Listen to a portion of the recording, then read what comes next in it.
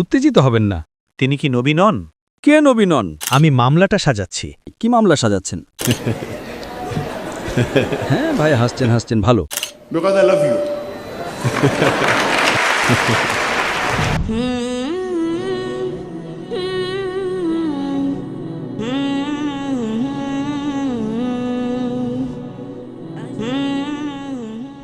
আমি সর্বদা এই সুযোগটির জন্য আকাঙ্ক্ষিত ছিলাম, কারণ আমি সাধারণত আপনাকে ইউটিউবে অনুসরণ করি। আপনার সহকর্মীদের মধ্যে যেমন সাবির আলী, আহমেদ দিদাত, আপনি হলেন প্রধান ধর্মরক্ষক। দুঃখিত, আমি মানব ইতিহাসের এই সময়ে আমি আপনাকেই প্রধান অ্যাপোলজিস্ট হিসেবে পেয়েছি, এবং আমি আজ এখানে এসেছি কারণ আমি বেশ নিশ্চিত যে আপনি আমার প্রশ্নের উত্তর ধর্মীয়ভাবে দেবেন। যখন আপনার কোনো বৈজ্ঞানিক প্রশ্ন থাকে, আপনি একজন বিজ্ঞানীর কাছে যান এবং আপনি একটি যৌক্তিক উত্তর আশা করেন। যখন আপনার কোনো দার্শনিক প্রশ্ন থাকে, আপনি একজন দার্শনিকের কাছে যান, কম যৌক্তিক কিন্তু অকাট্য উত্তরের আশায়। কিন্তু আজ আমি একটি ধর্মীয় প্রশ্ন করছি, এবং আপনার কাছ থেকে আমার একটি ধর্মীয় উত্তর প্রয়োজন, ডাক্তার। যে প্রশ্নটি আমাকে বিভ্রান্ত করছে তা হল ভাগ্যের প্রশ্ন। আমি জানি আপনি উৎপত্তি, অর্থ, নৈতিকতা এবং ভাগ্য সম্পর্কে বেশ পরিচিত, এবং আমার প্রশ্নটি কোরআনের উপর ভিত্তি করে। আমার 3টি প্রশ্ন আছে। আমার প্রথম প্রশ্নটি সূরা অধ্যায় 46 আয়াত নম্বর 9 থেকে এসেছে। আমি চিন্তিত নবী এবং তার অনুসারীদের ভাগ্য নিয়ে, কারণ এটি বলছে, আমি জানি না আমার সাথে কি ঘটবে বা আমার অনুসারীদের সাথে। আমি শুধুমাত্র একজন স্পষ্ট সতর্ককারী। সুতরাং সেই প্রসঙ্গে আমি ভীষণ চিন্তিত। ভাগ্যটা কি? ভাই, জি স্যার। আপনি কি একটু ধীরে কথা বলতে পারেন? মানে গতিটা দ্রুত। জি স্যার। ঠিক আছে, উত্তেজিত হবেন না। ও ধন্যবাদ স্যার। উত্তেজিত হবেন না। আপনি কি প্রশ্নটা পুনরায় বলতে পারেন? আমি শুনেছি যে আপনি বলেছেন যে দার্শনিকের মতো হতে। আমি ওটা শুনেছি। আপনি বললেন কোরআন বলছে সূরা 40 আমি শুনেছি, ওটা কি 40? 46 আয়াত নম্বর 9। আয়াত নম্বর 9। আয়াত নম্বর 9 এটা কি বলে? এটা বলে যে নবী, তিনি জানেন না তার সাথে কি ঘটবে বা তার অনুসারীদের।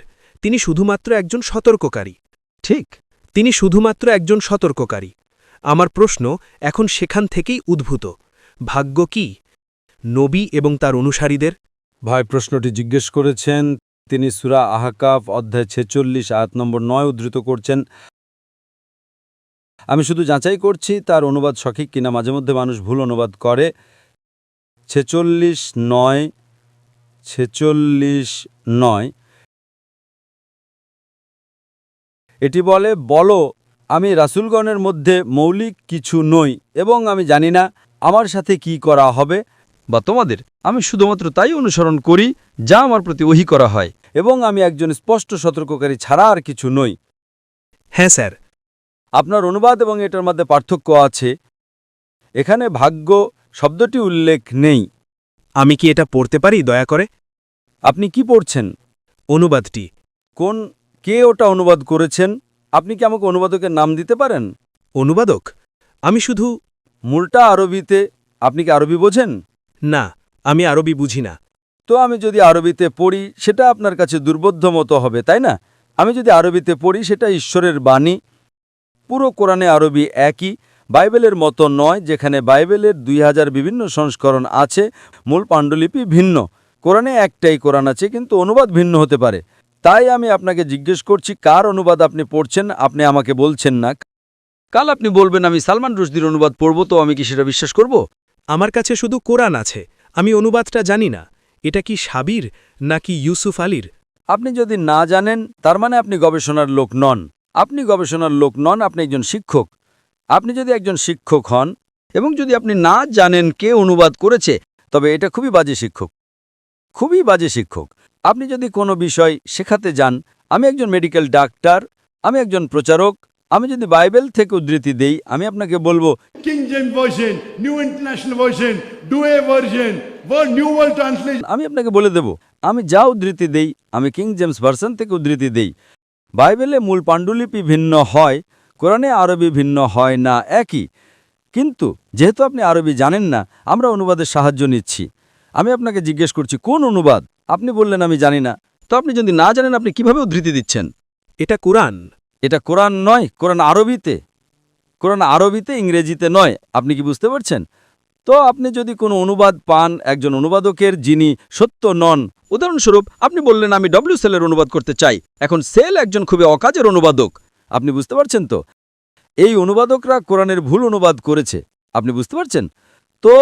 আপনি যদি একটা ভুল অনুবাদ পান এবং মানুষকে বিভ্রান্ত করার চেষ্টা করেন তবে আপনার ক্ষমা চাওয়া উচিত। তাই আপনি যদি অনুবাদকের নাম না জানেন তার মানে আপনার গবেষণা খুবই দুর্বল। আমি যার কথা উল্লেখ করছি তিনি হলেন আব্দুল্লাহ ইউসুফ আলী। আপনি কি বুঝতে পারছেন? বুঝতে পারছি, আমি এখানে যা উদ্ধৃতি দিয়েছি তা হলো আব্দুল্লাহ ইউসুফ আলী। আপনি কি বুঝতে পারছেন? বুঝতে পারছি। আপনি কোন অনুবাদকের উদ্ধৃতি দিচ্ছেন আপনি জানেন না, তাই আপনি বাড়ি যান এবং আপনার গবেষণা করেন। তাই শুধু আমি অনুবাদটা পড়ব, এটা নির্ভরযোগ্য অনুবাদ। বলুন স্যার। বলো, আমি রাসূলগণের মধ্যে নতুন কিছু নই এবং আমি জানি না আমার সাথে কি করা হবে। তার মানে তিনি জানেন না ভবিষ্যতে কি ঘটবে, ভাগ্য নয়। আমি শুধুমাত্র তাই অনুসরণ করি যা আমার প্রতি ওহী করা হয়। ঈশ্বর যা বলেছেন আমি তাই অনুসরণ করছি। ঈশ্বর যা বলেছেন আমি তাই অনুসরণ করছি এবং আমি একজন স্পষ্ট সতর্ককারী ছাড়া আর কিছু নই। এ আয়াতে কোনো সমস্যা নেই, তো এ আয়াতে সমস্যাটা কি? সমস্যাটা হলো দোদুল্যমানতা। নবী দোটানায় আছেন, তিনি অস্থির হয়ে পড়ছেন এবং বুঝতে পারছেন না তার সাথে কি ঘটবে। কোনো মানুষই জানে না। কোনো মানুষ নয়, এমনকি যীশুখ্রিস্টও জানেন না। এটা গসপেলে উল্লেখ আছে, বাইবেলে। কোনো মানুষ সেই প্রহরের সম্পর্কে জানে না, এমনকি ফেরেশতারাও না, এমনকি মানবপুত্রও না, ঈশ্বর ছাড়া। তো তার মানে যীশুখ্রিস্ট আলাইহিসসালাম তিনি কি একজন প্রতারক? না। যীশুখ্রিস্ট আলাইহিসসালাম বলেন যে আমি ভবিষ্যৎ জানি না। আপনি কি করবেন? আপনি কি করবেন? Stop. Boom. See? যীশুখ্রিস্ট আলাইহিসসালাম বাইবেলে বলেন আমি জানি না। এবং একজন মানুষ সবকিছু জানতে পারে না। কিছু জিনিস আপনি জানেন, কিছু জিনিস জানেন না। তার মানে যীশুখ্রিস্ট একজন মানুষ ছিলেন, নবী মুহাম্মদ সাল্লাল্লাহু আলাইহি ওয়াসাল্লাম একজন মানুষ ছিলেন, দুজনেই ঈশ্বর ছিলেন না। ঈশ্বর বলতে পারেন না আমি জানি না। তো এটা নবী মুহাম্মদ বলছেন। ঠিক, প্রত্যেক মানুষ বলতে পারে না যে না আমি সবকিছু জানি। সে একজন বোকা, সে মানুষকে ধোঁকা দিচ্ছে।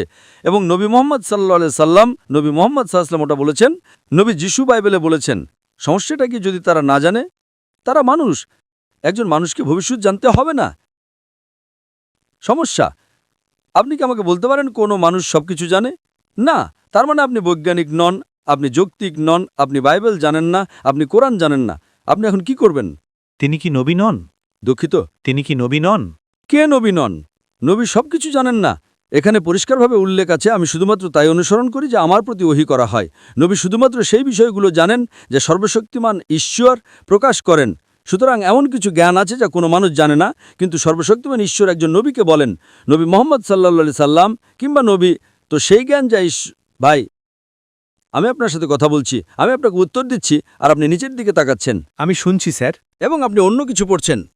না না না, শুধু কোরআন। আমি কোরআনের দিকে তাকাচ্ছিলাম স্যার। না, তবে আমার দিকে তাকান, আমি উত্তর দিচ্ছি। আমি মনোযোগ দিয়ে শুনছি স্যার। দুটি কাজ একসাথে করতে পারেন না। দুঃখিত স্যার, সমস্যা নেই। তো সর্বশক্তিমান ঈশ্বর, রাসূলগণ হলেন সর্বশক্তিমান ঈশ্বরের মনোনীত মানুষ।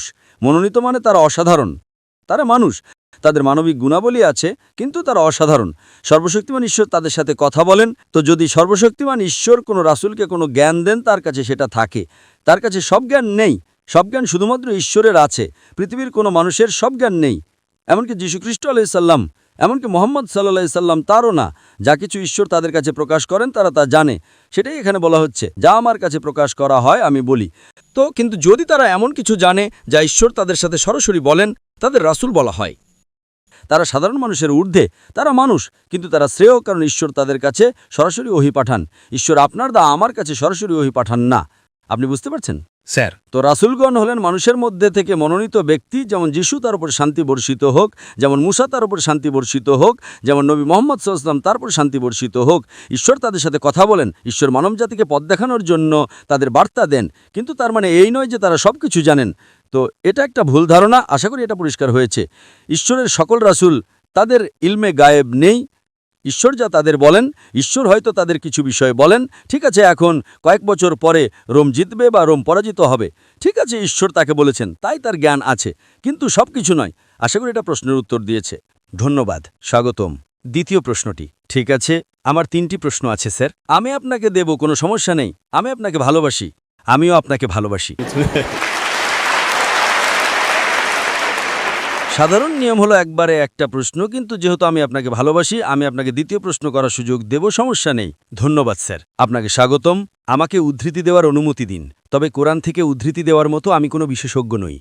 আমি অনেকবার শুনেছি যখন আপনি উত্তর পাওয়ার চেষ্টা করেন খ্রিস্টানদের কাছ থেকে যীশুখ্রিস্টের ঈশ্বরত্ব সম্পর্কে, আপনি সবসময় বলেন যে আপনি এমনকি প্রতিজ্ঞা করেন যে যদি কোনো খ্রিস্টান আপনাকে একটিও স্পষ্ট বাক্য দিতে পারে, অস্পষ্ট নয় এমন, অস্পষ্ট নয় এমন, একদম স্বচ্ছ, আপনি বলেন আপনি খ্রিস্টান হয়ে যাবেন।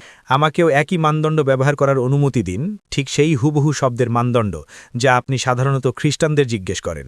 ড জাকির নায়েক, দয়া করে আমাকে কোরআন থেকে দেখান ঠিক এই শব্দগুলো যেখানে যীশু আলাইহিসসালাম বলেছেন আমি একজন নবী, আমি শুধুই একজন নবী, আমার ইবাদত করো না। কোরআন থেকে একটি স্পষ্ট বা দ্ব্যর্থহীন উক্তি। ঠিক আছে, কোরআনের সূরা ইমরান অধ্যায় 3 আয়াত 49 উল্লেখ আছে, যিশু আলাইহিসসালাম রাসূল হিসেবে প্রেরিত হয়েছিলেন বনি ইসরায়েলদের জন্য। It's mentioned in Surah Saf, chapter number 61, verse number 6. যে আমি বনি ইসরায়েলদের জন্য রাসূল হিসেবে প্রেরিত হয়েছি। প্রথম অংশ আমি শেষ করেছি, দ্বিতীয় অংশ বলো যে আমার ইবাদত করো না। ঠিক আছে, সেটাও আছে। It is mentioned in Surah Ma'idah, chapter number 5, verse number 73. لَقَدْ كَفَرَ الَّذِينَ قَالُوا إِنَّ اللَّهُ هُوَ الْمَسِيحُ ابْنُ مريم. তারা কুফরি করছে, তারা ধর্মদ্রোহিতা করছে, যারা বলে মরিয়ম পুত্র যিশুই আলাইহিসসালাম আল্লাহ। وقال المسيح কিন্তু খ্রিস্ট আলাইহিসসালাম বলেছেন اعبدوا الله worship الله ربي وربكم. আল্লাহর ইবাদত করো যিনি আমার প্রভু এবং তোমাদের প্রভু। إنه من يشرك بالله যে কেউ আল্লাহর সাথে শরীক করে فقد حرم عليه الجنة আল্লাহ তার জন্য জান্নাত হারাম করে দেবেন ومأواه النار وما للظالمين من أنصار. এবং আগুন হবে তার থাকার জায়গা এবং পরকালে তার কোনো সাহায্যকারী থাকবে না। আমি আপনার চ্যালেঞ্জ পূরণ করেছি, কিন্তু ভাই আপনাকে বলি, যদি কেউ বলে আমি একজন নবী, তবে এটা বলার দরকার নেই যে আমার ইবাদত করো না। আমি যদি বলি আমি একজন মানুষ, আমাকে বলতে হবে না যে আমার পূজা করো না। মানুষের গুণ তো খোদা হওয়া নাই, নবী মানেই তিনি খোদা নন। তাই এটা বলা বোকামি যে দেখো আমি একজন নবী, আমার ইবাদত করো না। আমি আপনার আবদার পূরণ করেছি। Because I love you. কিন্তু আপনার চ্যালেঞ্জটা অযৌক্তিক। আপনি যদি বলেন আমাকে যে কোনো জায়গায় দেখান যে তিনি বলছেন তিনি একজন নবী, ব্যাস শেষ। বুঝতে পারছেন তো? তখন আমাকে আর বলতে হবে না যে আমার ইবাদত করো না। কিন্তু আমি আপনাকে দুটোই দেখিয়েছি। Because I love you. I love you. শেষ প্রশ্ন স্যার, যদি আমাকে অনুমতি দেন, কোরআনের এই ভিত্তির উপর নির্ভর করে আমাকে এই প্রশ্নটি করার অনুমতি দিন। কোরআন পড়ে আমি বলেছিলাম এবং আমি ক্ষমা চাইছি আমি কোনো বিশেষজ্ঞ নই, আমি বিশেষজ্ঞ হওয়ার দাবি করি না। এখানে 4টি প্রশ্ন আছে। 4টে? না, আমি বলছি ওই প্রশ্নের ভেতরেই।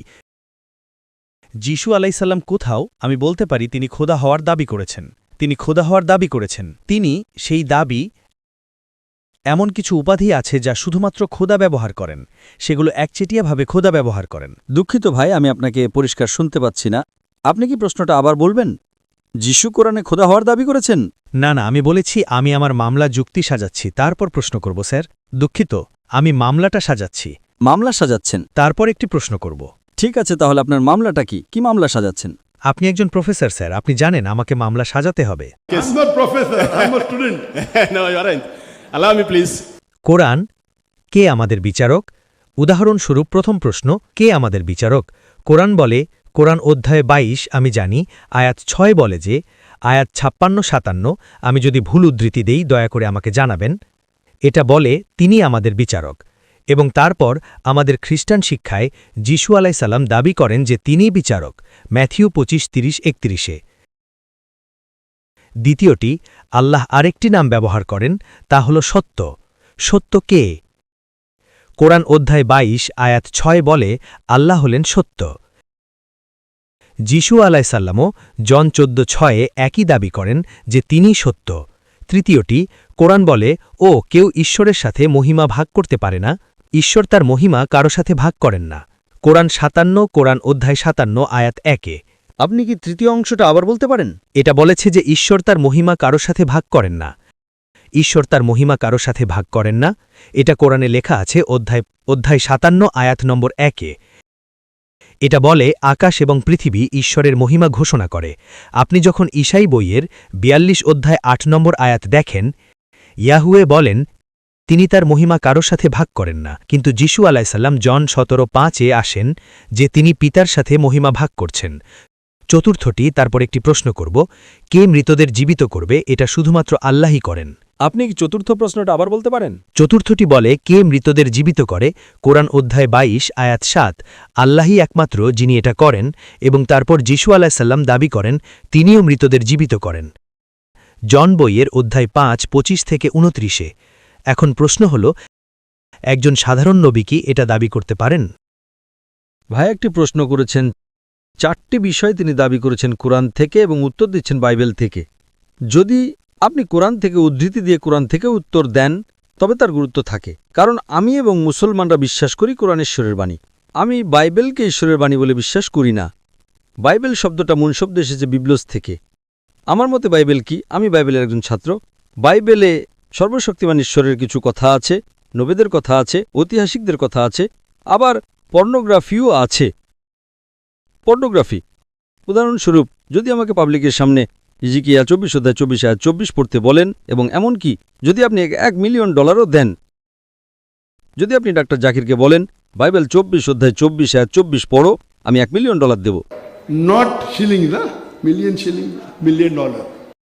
সেটা ১২৯ মিলিয়ন কেনিয়ান শিলিংয়ের সমান। যদি আপনি সেটা আমাকে দেন, আমি পড়ব না। অন্যরা হয়তো আপনি পড়তে পারেন, আমি পারব না, কারণ এটা পর্নোগ্রাফি। আমি যদি বিশাল সমাবেশে পর্নোগ্রাফি পড়ি, আমি পাপী হব। আমি $1 মিলিয়ন নিয়ে পাপী হতে চাইব না। তাই বাইবেল একটা মিশ্রণ। না স্যার। যদিও কোরআন থেকে উদ্ধৃতি দিচ্ছেন যা ঈশ্বরের বাণী, এবং উত্তর দিচ্ছেন আমার একটা বই থেকে যাতে পর্নোগ্রাফির মিশ্রণ আছে। যাই হোক, আমি উত্তর দেব। যেহেতু আমি একজন ছাত্র, আমি উত্তর দেব। আপনার প্রথম প্রশ্ন, কোরআন বলছে আল্লাহ বিচারক। হ্যাঁ, তো যে কেউ বিচারক হলেই কি খোদা হয়ে যায়? কেনিয়াতে কতজন বিচারক আছেন? কেনিয়াতে কতজন বিচারক আছেন? অন্তত ১০০-২০০, ঠিক? তারা সবাই কি খোদা হয়ে যান? হ্যাঁ, কিছু তো আছে। আল্লাহ কি বলছেন? মালিক ইয়াউমিদ্দিন। বিচার দিবসের বিচারক, এবং যীশুখ্রিস্ট আলাইহিসসালাম বিচার দিবসের বিচারক নন। বিচারক, আমি যদি কোনো মামলা শুনি, যদি দুজন মানুষ মারামারি করে, আমি রাখি, আমি মাঝখানে হাসি এবং একটা রায় দিই, আমি বিচারক হয়ে যাই। আমি কি খোদা হয়ে যাই? ওটা আপনার বোকামির বোঝাপড়া। কতজন বিচারক? আপনি জানেন কেনিয়াতে কতজন বিচারক আছেন? অন্তত ৫০০ বিচারক, ঠিক না? অনেক আছে। অনেক মানে তারা সবাই খোদা হয়ে যায়? হ্যাঁ ভাই, হাসছেন, ভালো। এটা ভালো লক্ষণ। তার মানে আপনি আপনার ভুল বুঝতে পেরেছেন। প্রথম উত্তর দেওয়া হলো। দ্বিতীয় প্রশ্নে আপনি বললেন যে আল্লাহ হলেন সত্য। ঠিক আছে, 2+2=4। ভাই, আমি বলছি জাকির কি সত্যবাদী নাকি না? 2+2=4। আমি কি সত্যবাদী নাকি আমি মিথ্যে কথা বলছি? এটা সত্য। আমি কি খোদা? আপনি ঠিক। আমি কি খোদা হয়ে যাই? না। যাই হোক, আমি উত্তর দেব। আপনি যা উদ্ধৃতি দিচ্ছেন তা হল গসপেল অব জন অধ্যায় ১৪ আয়াত ৬। আমি পথ, সত্য আর জীবন, আমার মাধ্যমে ছাড়া কেউ পিতার কাছে আসতে পারে না। আপনি কি প্রসঙ্গটা জানেন? আমাকে জানান। আপনি বললেন আপনি বাইবেলের একজন স্কলার, ঠিক? আমি বলি আমি একজন ছাত্র। না, বাইবেলের। হ্যাঁ। আপনি শিক্ষক না। ও, ওটার মধ্যে পার্থক্য আছে। শিক্ষক, একজন স্কলার, এবং হ্যাঁ। আপনি শিক্ষক না। হ্যাঁ। আপনি বাইবেলের শিক্ষক না, আমি বলেছি আমি পেশায় একজন শিক্ষক, কিন্তু আমি বাইবেল শিক্ষার একজন ছাত্র। ঠিক আছে, কিন্তু আপনি বাইবেলের শিক্ষক হিসেবে জানেন। হ্যাঁ, আমি জানি স্যার। ও, আপনি বাইবেল শেখান এবং আপনি একজন ছাত্র। আপনি শিক্ষক এবং ছাত্র উভয়ই। ঠিক আছে। হ্যাঁ, আমি তাই। আপনি কি প্রসঙ্গটা জানেন? আপনি গসপেল অব জন অধ্যায় ১৪ আয়াত ৬ উদ্ধৃতি দিলেন। আমি আমার মস্তিষ্ক থেকে বলছি। আপনি কি প্রসঙ্গটা জানেন? আপনি কি ১ নম্বর আয়াত জানেন? হ্যাঁ, আমি জানি। ঠিক আছে, ওটা কি বলে? ওটা বলে যে আমি চাচ্ছি, আমি তোমাদের জন্য একটি জায়গা প্রস্তুত করতে চাচ্ছি। না, ১ নম্বর ওটা বলে না। ১ নম্বর কি বলে? আপনি বাইবেল খুলতে পারেন, আমি বলবো। আপনি বাইবেল খুলুন, আমি আমার মাথা থেকে বলবো। খুলুন। আপনি আমাকে উদ্ধৃতি দিতে সাহায্য করতে পারেন। আমি আপনাকে সাহায্য করতে পারি। আপনি একজন শিক্ষক, আমি একজন ছাত্র।